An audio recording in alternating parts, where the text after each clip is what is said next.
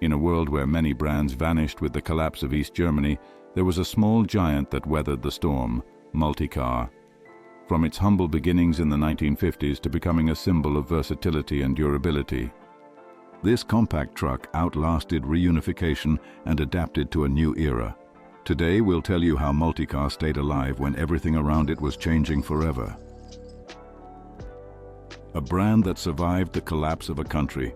In 1989, the world watched in awe as one of Europe's most closed-off countries fell, East Germany.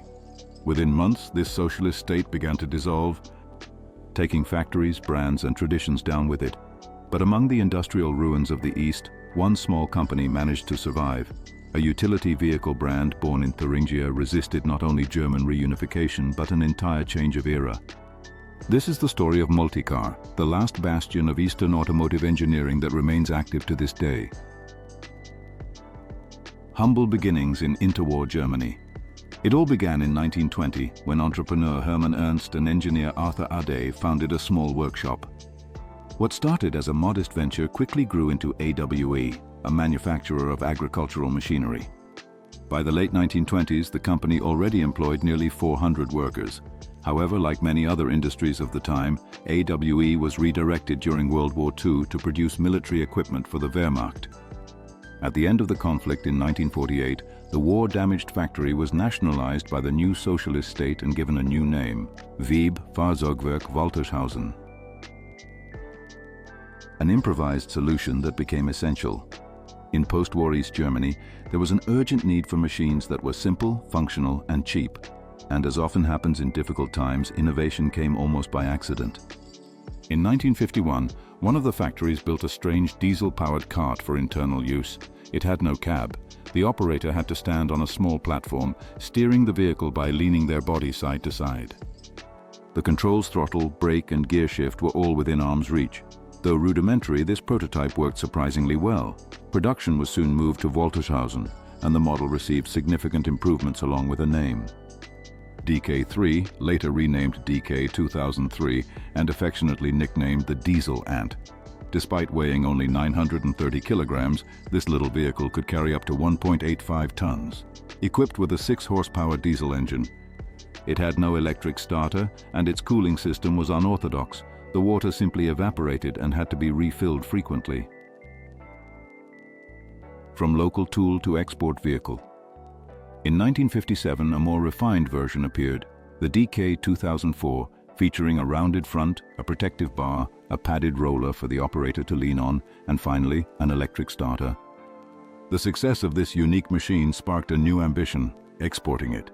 But an unexpected obstacle arose. The original name, Amy's, was already registered in other countries. The solution was creative.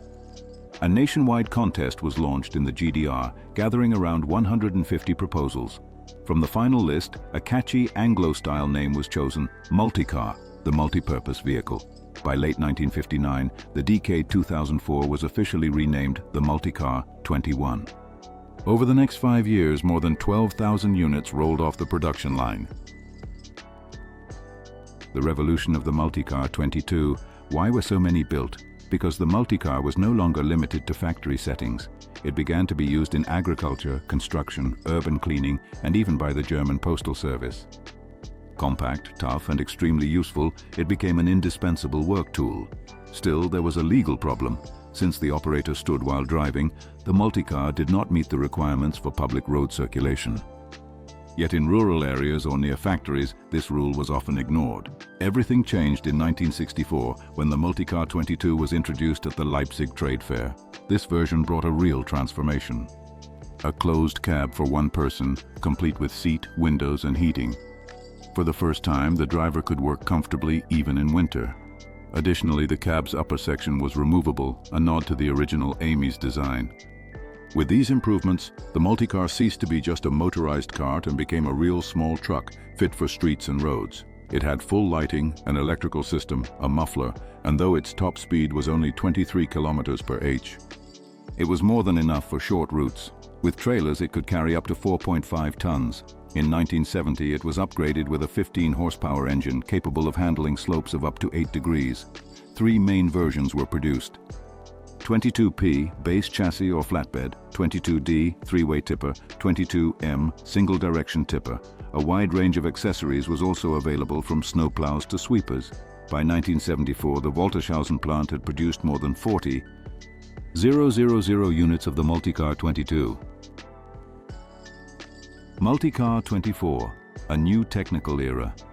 At the beginning of the 1970s, the original design was already outdated. Engineers built a brand new chassis from scratch with dual rear wheels, a redesigned cab, and most importantly, a real 4-cylinder, 2-liter, 45 horsepower diesel engine, a genuine truck engine.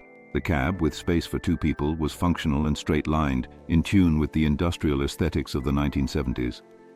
It could tilt forward like in large trucks to make engine access easier. With a top speed of 50 kilometers per h and its own hydraulic system for external tools, the Multicar 24 doubled the capabilities of its predecessor. Production continued until 1978, when it was replaced by what would become the most successful model of all, the Multicar 25. The king of urban spaces, compact yet fully functional, the Multicar 25 was designed to operate in narrow urban environments. Its large windshield provided excellent visibility, and its 2-seater cab significantly improved comfort. It kept the water-cooled diesel engine but added a rear differential lock to boost off-road performance. The front bumper could be quickly removed to mount tools such as snowplows or brushes. The Multicar 25 became the most produced model in the history of the Waltershausen plant. It was especially popular in the Soviet Union and in Eastern Bloc countries. Reunification and the ultimate test. The fall of the Berlin Wall didn't mean the end for Multicar. While iconic brands like Wartburg, Trabant and Barkas couldn't adapt to the new economic system and shut down, Multicar found its place in unified Germany. Despite the changes, the need for practical utility vehicles didn't disappear in cities or in the countryside. The company was privatized and the name changed once again. But the essence of its product remained intact. A lightweight truck that was extremely practical, easy to maintain, and built to last. Production dropped from the 7,000 annual units made at its peak to about 500 in the early 1990s. However, that amount was enough to keep the plant running profitably. Adapt or disappear. The fall of the Berlin Wall brought a new reality. It was no longer enough to just keep the production line going. Now it had to compete in an open market. Facing this challenge, Multicar chose to modernize without breaking away from its roots. Thus, the Multicar 25.1 was born, a transitional version that looked almost identical to the previous model at first glance. However, beneath the cab sat a 1.9-liter Volkswagen diesel engine, a crucial upgrade that improved reliability and fuel efficiency. This change was key to attracting customers in Western markets. Despite the opening, the Soviet Union remained the main export destination, with more than 20,000 units shipped there during the 1980s. The Multicar was still valued for its compact size, durability, and simplicity. The most popular versions were flatbeds, tippers, and closed vans. A standout version, the hydraulic tailgate. Of all the variants, one stood out in particular, the one equipped with a hydraulic tailgate. This feature made loading and unloading tasks far easier, even in tight spaces. Its usefulness became evident in municipal services, warehouses, collective farms, and factories where speed and efficiency were essential. Versatility as its calling card. During the difficult transition years and against growing competition, Multicar found its strength in versatility. It wasn't just another utility truck from the Eastern Bloc, it was a genuine multi-purpose vehicle. Suited for public services, construction, or agriculture, Multicar became an exceptional case of East German engineering that managed to survive and thrive in a capitalist environment. The leap into the 21st century, more power and technology. The direct successor to the famous Model 25 was the Multicar 26, which marked a clear technical evolution. This model featured Iveco diesel engines with up to 105 horsepower, a 5-speed transmission, an auxiliary transfer case, power takeoffs, and power steering. All of this made the Multicar a more powerful, modern, and adaptable machine. In 1998, the Hako Group acquired a majority stake in Multicar Spezialfahrzeuge GmbH. And 3 years later, in 2001, a new generation was launched from the Waltershausen plant, the Multicar 30, also known as the Fumo. Multicar today, evolution with purpose. Since 2010, the company has introduced the Tremo series, an entirely new line of compact, multi-purpose vehicles based on modern platforms. Although technically they no longer resembled the older models, they still preserve the brand's spirit, small trucks built for big purposes. Today, these colorful and compact vehicles continue to perform essential, though often overlooked, tasks: garbage collection, street cleaning, material transport, infrastructure maintenance. Multicar remains what it has always been, a true urban all-rounder, small in size but enormous in functionality.